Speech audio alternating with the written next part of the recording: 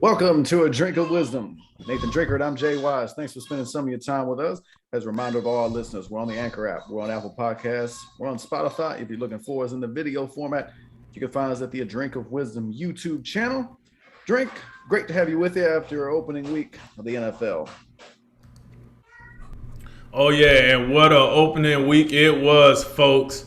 But hey man, how everything going on with you and yours over there? Good, it's good. Virginia and Denver won, so it's a great start to the great start.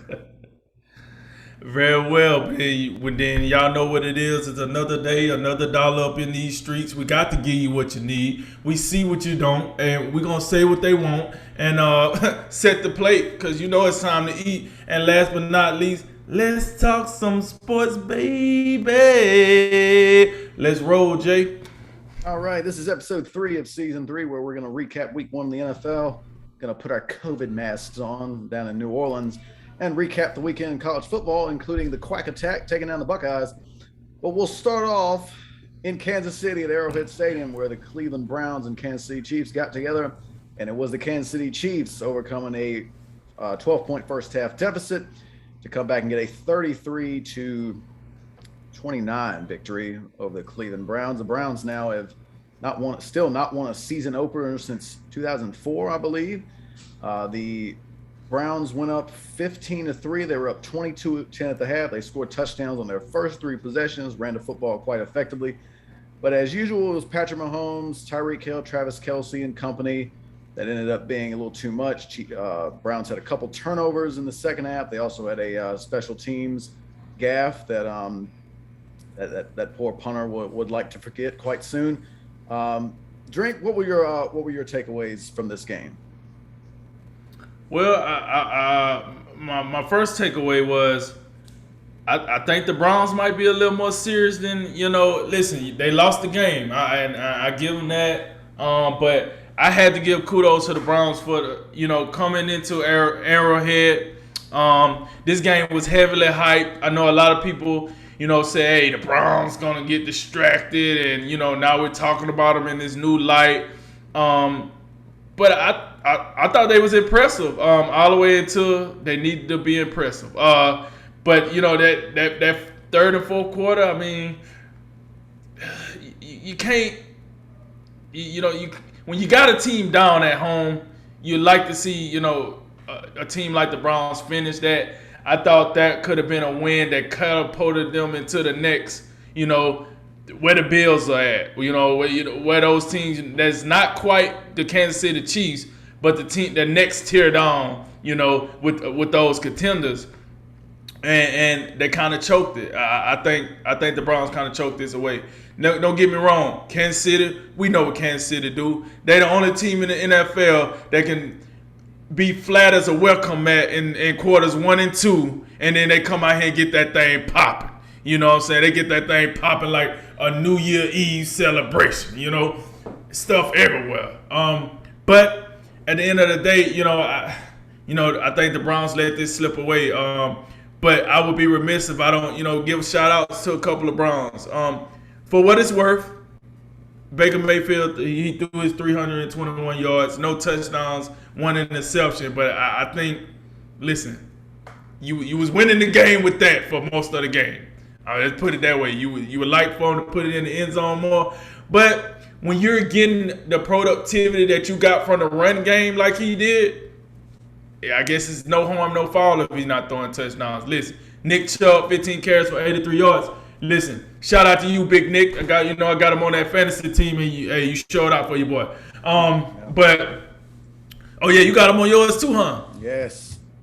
Oh, okay, yeah. So shout out to you, Nick Chubb. But he did his thing. I think Kareem Hunt. Listen, he only got 6 carries, but he made the most do, 33 yards. He got a touchdown, but 28 yards on 3 receptions. I thought that was good. Now, the most interesting thing I thought from the Browns offensively was the emerging of Anthony Schwartz. Here's the deal.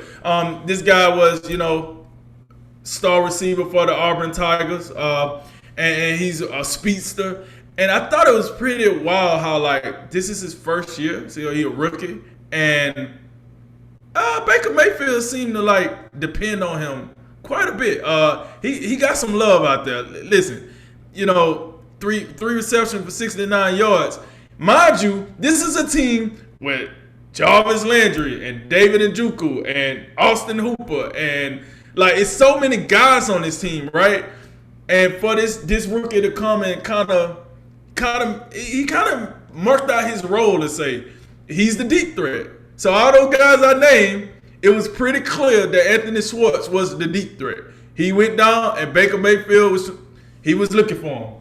He didn't connect all the time, but he was looking for him. So I thought that was kind of unique on the Browns side that they brought in this rookie, and it's kind of like when you're watching the NFL draft and then, they talking up there, Louis Riddick and Trey Wingo and all these cats, and they're talking, and they're like, yeah, this speedster, he really going to be able to take the top off of defense, and this is what this team needs because they ranked 30th in the NFL, blah, blah, blah, right?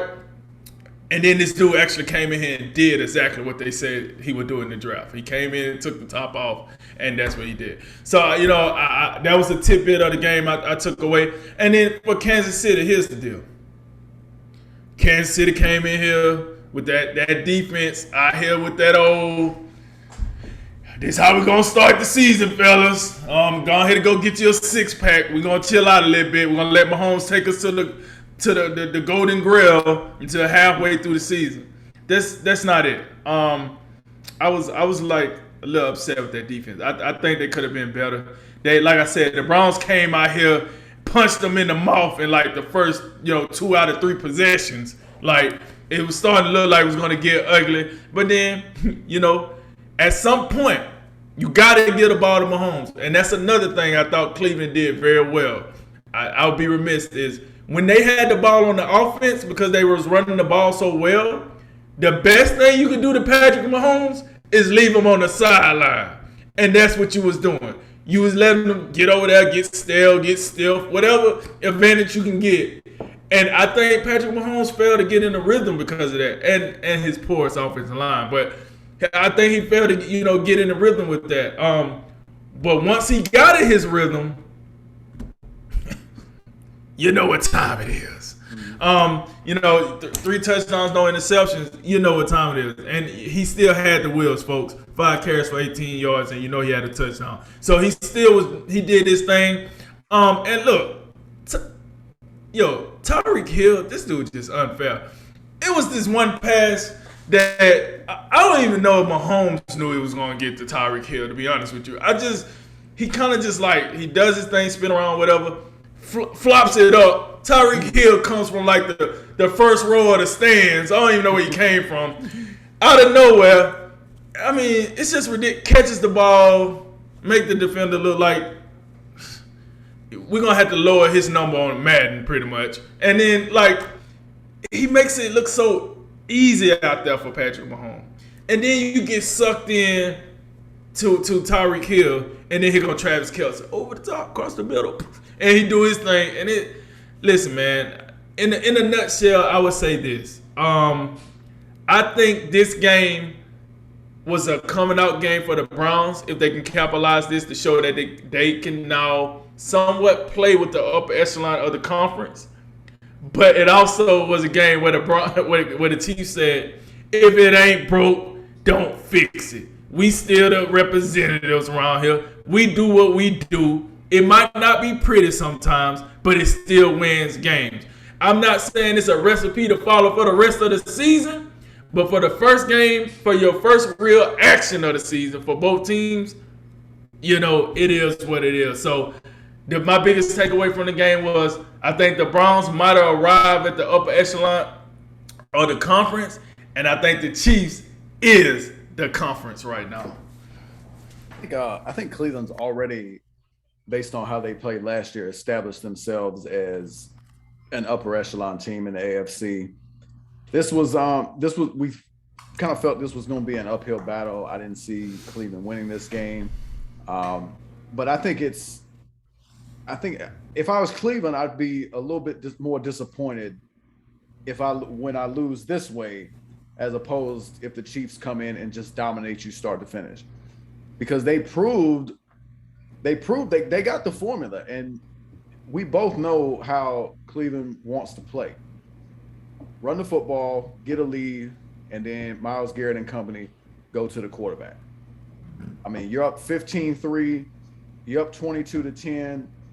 I like how they started off the game aggressive with the early 2-point call.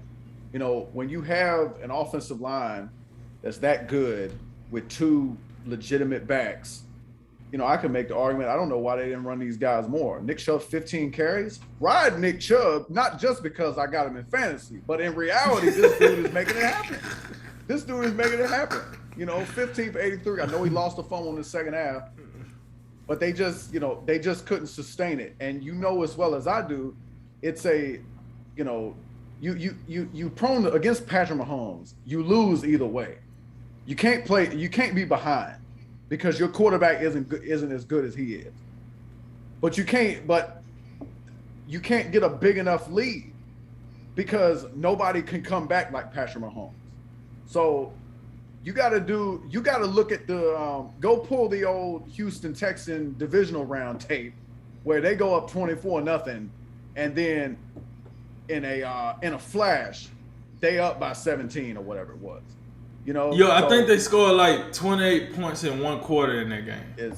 It was ridiculous. It was as soon as Bill O'Brien like took his foot off the gas pedal and kicked the field goal, you were like, oh, there it is. They just gave away the momentum, you know. So no lead is safe. You have to just pound the Kansas City Chiefs defense into oblivion. And it goes back to the point about what you said about keeping Patrick Mahomes on the football. How do you do that? Ball control. You know, I know, and I'll give him credit. I think Baker Mayfield played pretty well in this game. But then, you know, when it counted, when you needed him the most, he made a mistake. He won now. And so, and it's not just Baker Mayfield. Nick Chubb had a fumble. This poor punter out here can't handle a snap, and he on every low light reel you can find. So you have all these things. Look, Cleveland, rather, they played a good half of football, and in the second half, they didn't finish the game. But I do think, look, they have a formula, and I think they have a way to beat Kansas City. But I'm also going to say Kansas City, they're going to go back, look at the film. This defense, I think this is kind of how things go for their defense. They get off to these rough starts. It seems like they don't know how to play football at all. But as time goes along, Spagnuolo, he'll get these guys playing better. Don't forget, no Tyrann Mathieu in this game. No Frank Clark. These are two key contributors to their defense, especially Tyrann Mathieu. We know how much he means to them. Right. So you got to figure once those two guys are back in the lineup, that's going to help you. Chris Jones was a factor, had 2 sacks. So I think both teams moving forward should be feeling okay. I just think the Browns should feel a certain level of disappointment because this is definitely one that I think they got away from them.